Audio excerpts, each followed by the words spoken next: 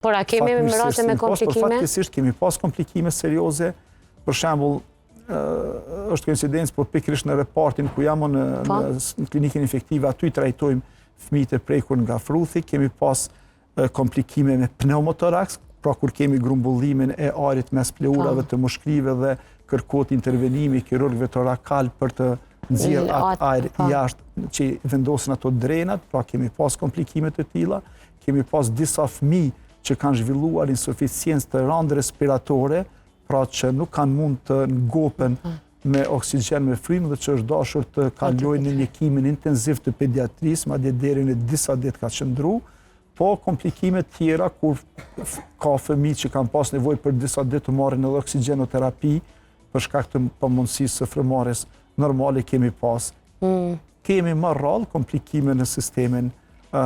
nervor qendror, fatmirësisht, por asnjëherë nuk përjashtohet mundësia komplikimeve të tilla.